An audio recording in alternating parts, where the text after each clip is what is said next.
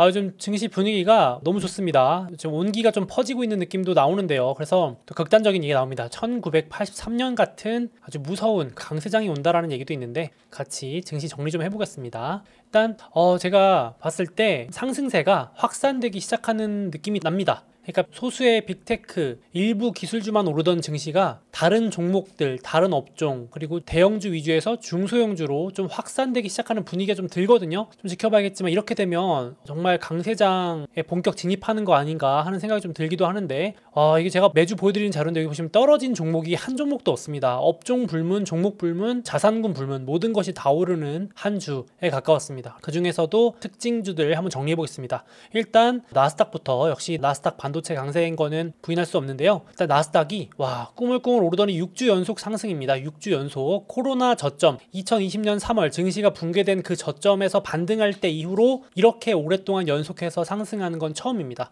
6주 연속 상승이고요. 또 한 가지 이번 주 특징이 2022년 3월 16일 혹시 기억나시나요? 작년 3월 16일이 연준의 첫 금리 인상 시점이었는데요. 이때였습니다. 그때 이후로 처음 돌파했습니다. 그 시점을 처음 돌파했어요. 그러니까 특별하다기보다는 이제 연준이 금리 인상하겠다고 선언하고 약간 하락세가 왔었는데 이제는 정말 금리가 다 끝나가는 걸 반영하는 건지 제로금리에서 5%대 금리가 됐는데 증시가 그걸 뚫고 올라가고 있다 이렇게 보시면 될 것 같아요. 그리고 앞서 말씀드린 것처럼 상승 종목 숫자도 확대 중입니다. S&P 500이나 나스닥이나 모두 상승 종목 숫자가 온기가 퍼지는 모습 보여지고요. 그리고 S&P 500은 이번 주 들어서 처음으로 기술적 강세장에 진입했습니다. 사전적 정의의 강세장이 뭐냐면 최근 1년 저점에서 이번 약세장의 저점에서 20% 이상 오르면 이제 강세장에 진입했다라고 표현하는데요. 작년 10월이었죠. 22년 10월 기준 대비 상승폭이 20%를 넘었습니다. 그러니까 강세장이라는 걸 부인할 수가 없는 거죠. 기술적으로 봤을 때, 사전적으로 봤을 때요. 그래서 4,200 넘어가고 박스권도 시원하게 넘어갔고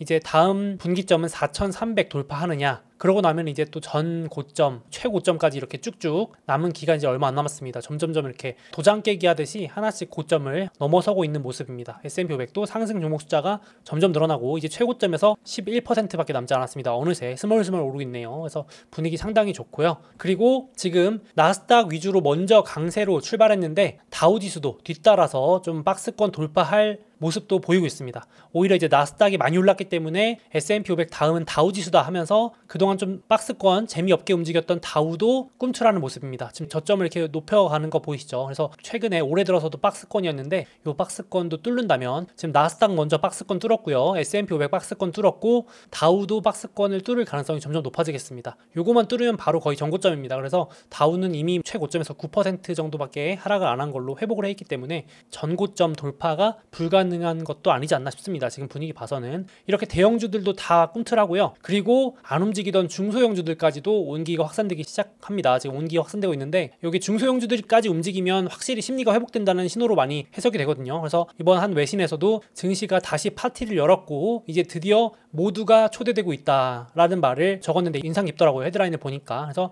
미국 대표 중소형주 지수가 러셀 2000입니다. 러셀 2000이라는 게 있는데 이게 지역은행 파산이 올해 3월달에 있었는데 그 이후로 영 힘을 못 쓰다가 이번 주 들어서 처음으로 이제 심리적 장벽인 여기 파란색 선 보이시죠? 이게 장기 추세선이고 이걸 넘어가면 장기 추세가 살아있다, 상승세로 돌아섰다, 혹은 심리가 회복됐다 이렇게 해석하는 파란 선입니다. 그래서 제가 매주 보여드리는데 이걸 다시 처음으로 지역은행 파산 이후로 처음으로 돌파하면서 좀 바닥을 다지고 올라가려고 하는 시도를 보이고 있습니다. 그래서 이것도 좀 눈여겨보실 필요가 있을 것 같아요. 러셀 2000도 개인들이 좋아합니다. 그래서 개인들도 주식시장에 참여하는 그런 분위기 좀 전환이 이뤄지고 있다 보시면 될 것 같아요. 그리고 위험자산이라고 불리는 아크, 성장주 투자의 대가, 캐시우드가 운용하는 아크 ETF까지도 꿈틀합니다. 이번 주 들어서. 그래서 이게 가장 변동성이 큰 고성장주, 유망주들, 성장주들 모아놓은 ETF라고 보시면 돼요. 혁신 유망주들.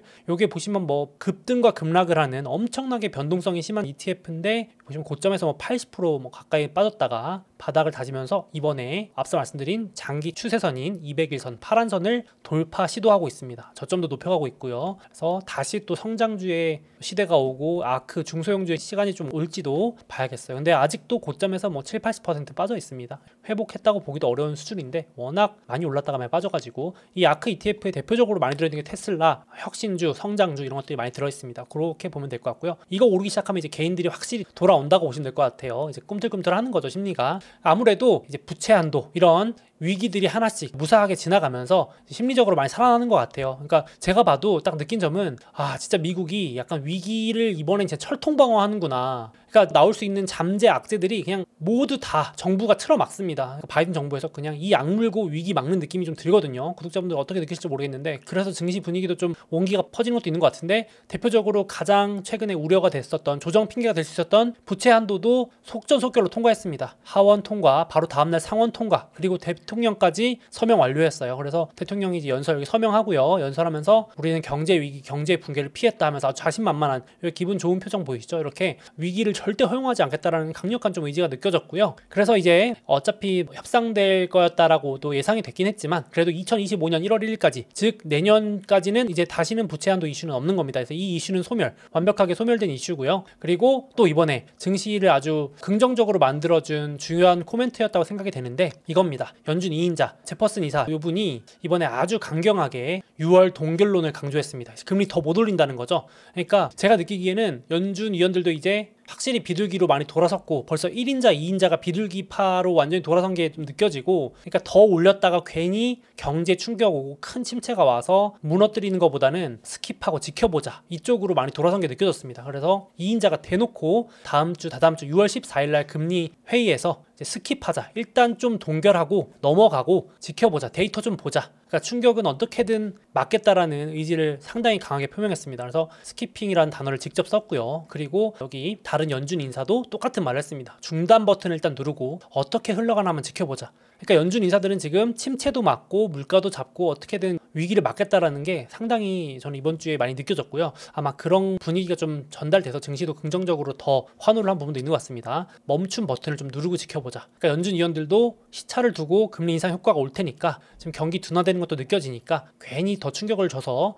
망치지 말자라는 의지인 것 같고요. 그래서 5월 초에 연준 의장은 거의 다 왔거나 이미 왔다라는 발언을 했는데, 그 뒤로 2인자가 물론 원래 약간 비둘기 파긴 했지만 그래도 2인자가 직접 나와가지고 6월에 스킵하자라고 이렇게까지 강력하게 하니까 증시도 굳이 의심을 제기하지 않는 것 같습니다. 여기도 패트릭 하커 총재도 6월에 한번 멈추고 지켜보자, 이렇게 지금 이번 주 줄줄이 나와서 아주 비둘기적인 말을 했습니다. 그러니까 이제 증시에서도 확실히 연준의 1, 2인자뿐만 아니라 주요 인사들이 비둘기구나, 돌아섰구나, 금리 이제 더 못 올리겠구나 라면서 기대를 하면서 6월 동결론이 거의 확실시되는 모습이고요. 그리고 올려봤자 7월에 한 번 더 올리는데, 지금 월가에서도 어떻게 보냐면은 이게 금리를 한 번 멈추면 다시 또 올리는 게 쉽지가 않답니다. 그러니까 여기 한 모건 스탠리의 애널리스트 말을 빌리자면, 금리 인상 정책도 관성이 있어서 한 번 멈추고 다시 올리기 쉽지 않다. 그러니까 말로 계속 우리 올릴 거야 라면서 약간 협박 아닌 협박을 하고 있지만, 한 번 멈춘 다음에 또 뒤늦게 올리는 거는 말처럼 쉽지는 않다라는 거죠. 그래서 이것도 쉽지 않다. 이제 진짜 끝이고 고금리 유지하는 건 다 알고 있으니까 이제 터지면 내린다, 물가 잡히거나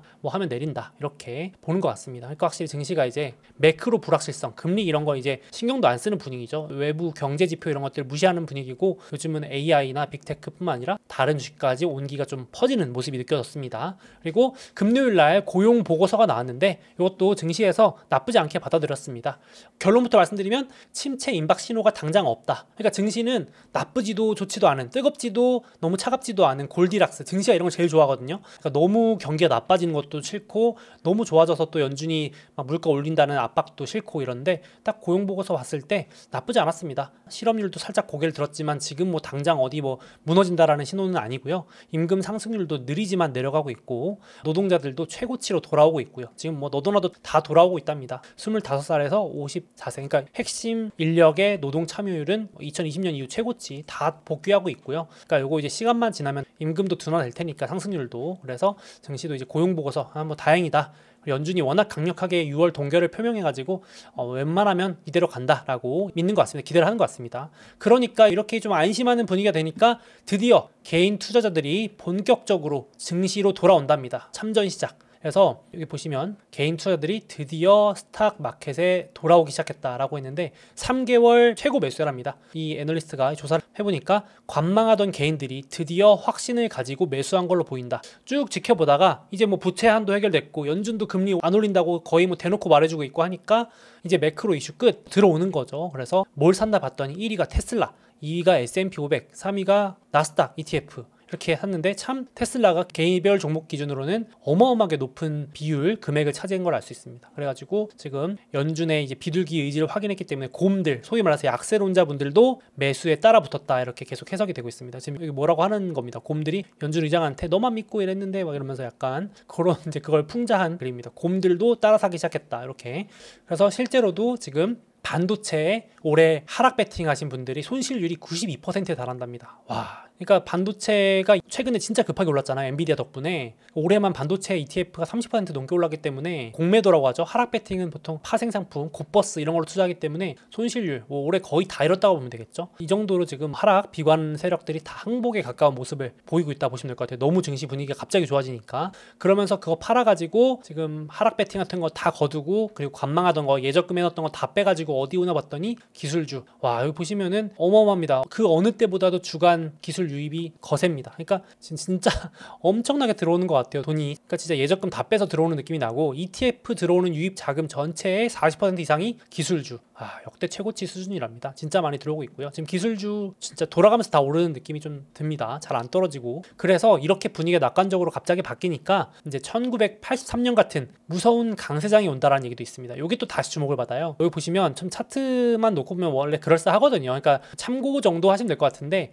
1983년하고 2023년인데 1983년 내려가다가 급등을 했거든요. 대세 상승을 했습니다. 이번에도 대세 상승 가는 거 아니냐 이런 얘기가 있는데 이 얘기를 처음 들려드리는 게 아니라 사실은 제가 몇 달 전에 한번 톰리 강세론자분의 이야기로 소개를 해드린 적이 있는데 이게 다시 재조명되는 거예요. 이 톰리의 강세장 주장이 뭐였냐면은 지금 볼커 때랑 똑같다. 볼커도 인플레 잡으려고 등판했었는데 그때도 1980년부터 82년까지 S&P 500이 27% 빠졌고 파월 의장이 등판하고도 인플레 잡겠다고 한 다음에 증시가 27% 빠졌는데 너무 똑같다 이러면서 인플레 잡히면 증시 강세장 진입한다. 본인도 그렇게 본다 그랬는데 이거 2023년 2월 달에 얘기했을 때만 해도 조롱받았어요. 그때 막 하락 한복판이어가지고 그랬는데 지금 좀 소름 돋게 지금 강세로 막 진입하니까 다시 뭐 톰리가 맞았다 이런 얘기가 이제 재조명되는 겁니다. 그래서 다시 한번 갖고 와봤는데 이때도 1980년 11월 고점을 찍고 82년 8월까지 빠졌으니까 거의 2년 빠진 거 4개월 만에 돌려버렸습니다. 그냥 고점 회복을 4개월 만에 해버린 거예요. 미국 증시가 이렇게 강한데 이때도 다 오르고 나서야 볼커가 인플레와의 전쟁을 끝낼 때가 온 것 같다 선언을 합니다. 근데 이미 증시는 전고점 회복을 해 있어요. 그래서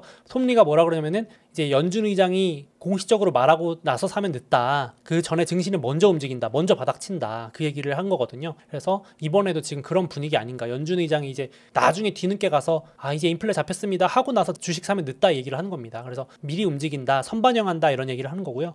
저도 이 얘기 이제 다시 보니까 신기해가지고 궁금해서 한번 그때 증시 흐름을 봤는데 요겁니다. S&P 500 1980년부터 82년까지 빠지다가 이때 인플레 고인플레였는데 볼커 전 연준 의장이 금리 막 폭등시켜가지고 주식 잡았죠. 잡았는데 거의 이제 인플레 잡히니까 증시가 폭등해서 이때 4개월 만에 바로 전고점 회복해버리고 그러고 대세 상승 갑니다.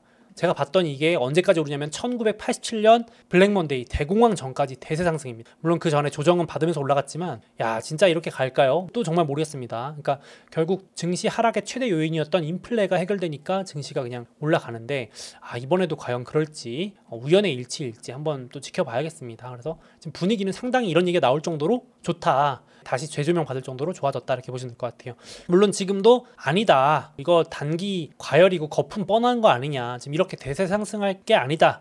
라고 하는 게 월가에서도 논란이 많습니다. 월가에서도 엔비디아 이렇게 증시 상승 각도 봐라. 이게 유지가 가능한 각도냐. 너무 고평가다. 단기 급등 과열이다. 이런 논란도 여전히 존재합니다. 그래서 늘 뭐 급등주에는 따라붙는 논란인데 이게 지금 엔비디아는 전고점 돌파하고 이번 주에도 또 올랐죠. 그래서 이렇게 보시면 될 것 같고 특히나 월가의 엔비디아 고점 논란, 과열 논란을 불붙인 게 요 유명하신 분입니다. 다모다라는 교수님이라고 가치평가의 정말 정석, 대가라고 불리는 분이거든요. 그러니까 기업의 적정 가격을 평가하는 대가가 이번 주에 엔비디아 자기가 팔았다. 본인은 절반을 팔았다고 해버리니까 이제 월가에서 더 막 논란이 붙은 겁니다. 이분이 내가 엔비디아 장기 보유했는데 이렇게 급등해서 그냥 가지고 있기엔 너무 양심에 어긋나서 이 말도 웃기던데 가치 투자자의 양심에 어긋나서 절반을 팔았다. 현금화할 시기다라고 늘 강력하게 말했어요. 쉽게 말해서 계산해봤을 때 지금 AI 칩이 10배 더 커지고 엔비디아가 점유율 100%라 가정해도 지금 주당 $400는 너무 심했다. 좋긴 한데 본인도 절반은 가져가겠지만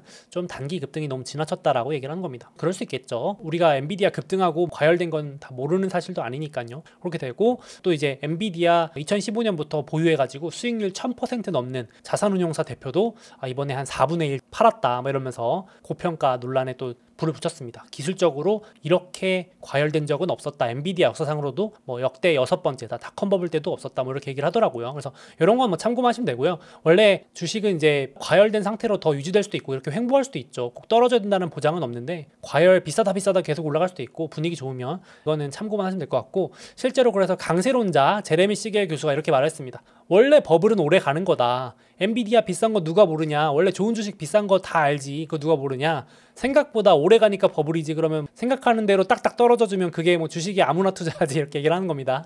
참 맞는 말이죠. 그래서 혹시 강세론자답게 뭐라 그러면은 아직 버블도 아니다. 버블이 시작도 안 했다. 이번 여름 내내 지속될 거다. 보통 거품이라는 거는 적정 가격보다 막 4-5배 막 이렇게 올라야 진짜 뭐 미쳤다 거부리 하는데 엔비디아는 조금 비싼 수준으로 올라가고 있는 거다. 그래서 변동성, 수익을 좀 노리고 싶다면 올라타고 가치 투자자, 본인이 보수적인 투자라 그러면 조심해라. 이거는 이렇게 생각하면 된다. 명확하게 답을 내려줬습니다.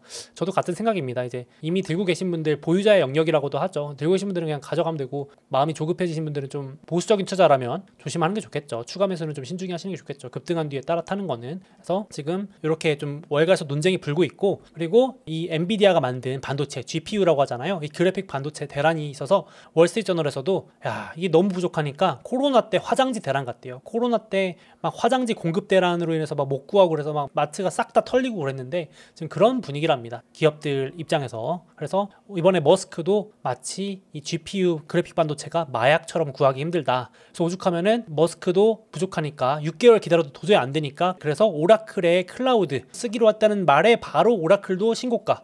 야, 그러니까 이게 지금 그냥 뭐 AI 갖다 붙이면 다 오르는 장세가 되어버렸습니다. 이 오라클이라는 미국의 클라우드 기업 중에 하나입니다. 한 10손가락 안에 들어가는데요. 종가 기준으로 역사적 신고가 뚫었습니다. 이번 주에. 그러니까 지금 클라우드, AI 관련주들은 들썩썩 계속 하는 상황이고요. 아직은 힘이 강한 편이고요. 물론 돌아오는 주에 어떤 돌발 악재가 나올지 모르겠지만 지금 분위기 나쁘지 않다 보여지고 마소도 클라우드 대장조차도 지금 그래픽카드가 부족해가지고 다른 클라우드 컴퓨팅 업체랑 계약을 했습니다. 그러니까 천하의 전 세계 2등 클라우드 업체조차도 이제 엔비디아 반도체가 부족해서 손을 벌리는 혹시 몰라서 임대까지 하는 그런 상황입니다. 그러니까 막 들썩썩하고 잘 안 빠지는 것 같아요. 분위기 좋습니다.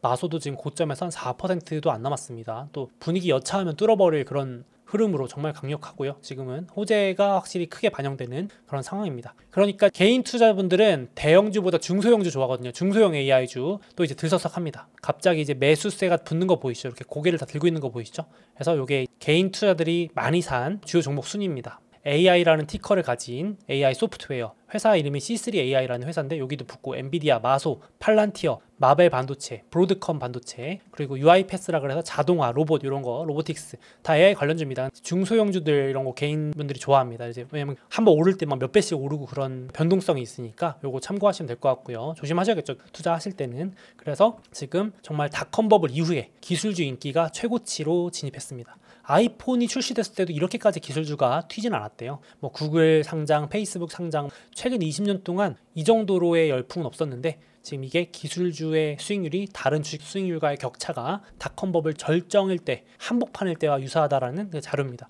참 부인하기도 어렵고요. 지금 AI가 별로라고 할 수도 없는 엄청난 상황이라서 참 그런 것 같습니다. 이렇게 될 것 같고요.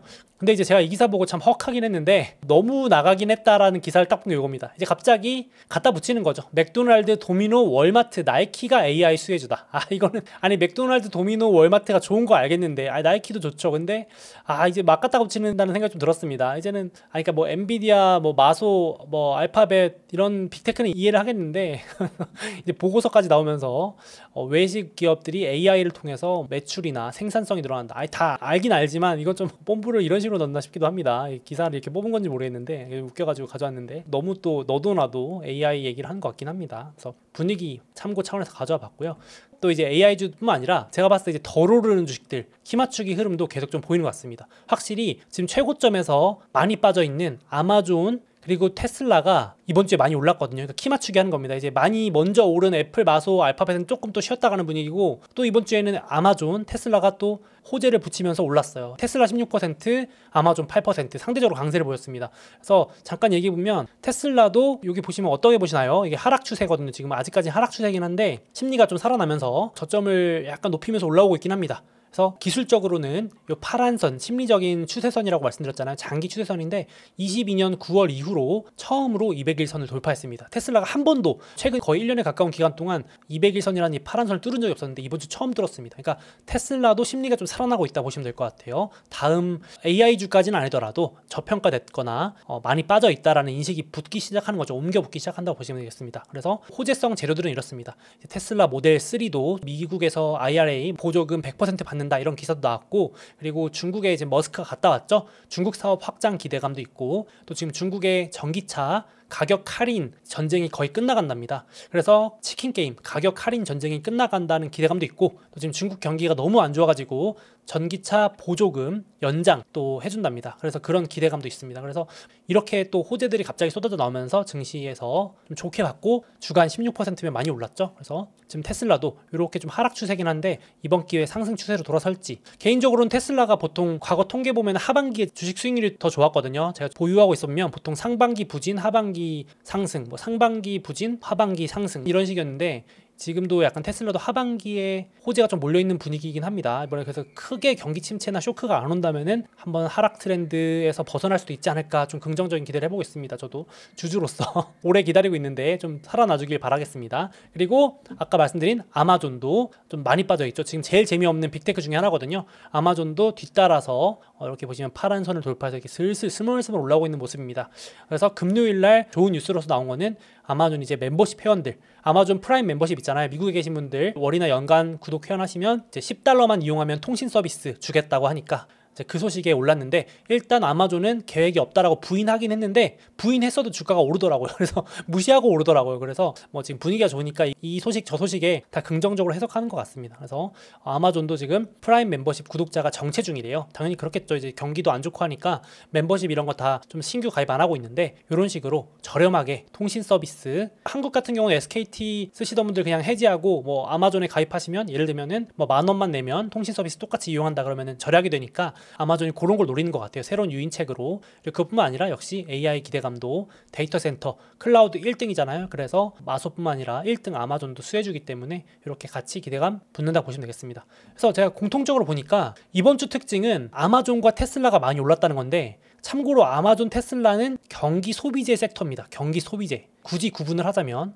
근데 경기 소비재는 보통 이제 경기 침체가 거의 끝나간다라고 생각하거나 경기가 좋아진다고 할 때 주가가 먼저 오르기 시작하거든요. 그래서 이게 경기 소비재 ETF입니다. 이게 여태까지 영 움직이질 않았어요. 당연히 경기 침체 온다 그러는데 누가 경기 소비재를 사겠습니까? 그래서 아마존, 테슬라 이렇게 경기 타는 종목들이 있는 경기 소비재가 이번 주 들어서 뭐 일시적인 반등일 수도 있는데 슥 이렇게 돌아서는 느낌이 들어서 증시도 지금 확실히 침체 생각보다 약하게 오거나 안 올 수도 있고, 그리고 경기가 생각보다 외국 경기 좋으니까 이렇게 반등을 시도하는 모습이구나 좀 느껴지긴 했습니다. 어떻게 흘러갈지 좀 더 봐야겠지만요. 그래서 아마존, 테슬라가 주력이고, 맥도날드, 스타벅스, 나이키 이런 것들이 있는 소비재 ETF가 XLY 요겁니다. 그래서 이렇게 좀 흐름이 나쁘지 않죠. 그래서 실제 이 증시랑 경제 사이클 보시면요, 요 표 보시면 경제는 이렇게 침체를 향해서 내려가는데, 그러니까 지금도 뉴스 보시면 안 좋다는 뉴스밖에 없는데 증시는 먼저 반등하기 시작하잖아요. 그때 움직이는 게 기술주, 구글 같은 광고주, 그리고 여기 아마존, 테슬라 같은 경기 소비재입니다. 이게 먼저 움직이거든요. 그러니까 이제 확실히 지금 증시는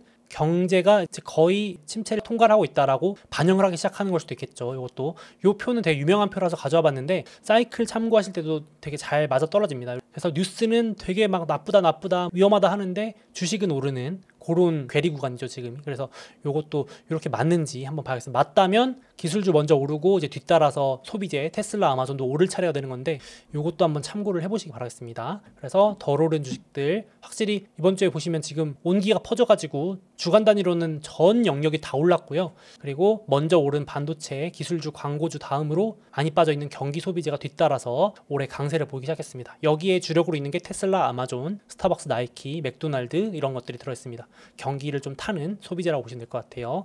한동안 얘기가 안 나왔는데 이게 이번 주에 강한 반등을 보였다. 참고하시면 되겠습니다. 그래서 심리적으로 이렇게 보시면 약간 탐욕 초반 구간으로 들어가긴 했습니다. 이건 과열은 아니고요. 제가 봤을 때 참고로 이거 제가 과열 단계에 들어가면 보여드릴 텐데, 이 탐욕 공포 지수가 75를 넘어가면은 이제 사람들이 모두 다 파티 과열에 들어갔다고 보시면 되는데, 보통 요 구간 넘어가면 조정이 단기적으로 오는데 지금은 심리가 살아나고 있는 구간이라고 보시면 될 것 같아요. 증시 전반적으로 봤을 때 일부 기술주 빼고, 일부 기술주는 과열도 있으니까. 근데 보통 과거에는 한 75 넘어가면 이게 단기 조정이 오긴 했었습니다. 참고 정도로 심리도 은근히 잘 맞아 떨어지니까 요거 참고하시라고 가져왔고, 만약에 75 넘어가면 제가 한번 말씀드릴게요. 이렇게 너무 심하다, 막 이렇게 우리가 탐욕에 젖어 있을 때 한번 또 정신 차리기 위한 용도로 제가 한 번씩 보는데, 그래서 지금은 뭐 과열까지는 아니고 그냥 초입 긴가민가하면서 들어오는 장세인 것 같아요. 그렇게 될 것 같아서 일단 단기 급등한 종목들은 유의가 필요하겠지만, 지금은 악재보다는 호재를 좀 반영하는 장인 것 같아서 분할 매수로 접근하시면은 괜찮지 않을까. 우량주나 시장 지수는 분할 매수 괜찮겠죠. 그래서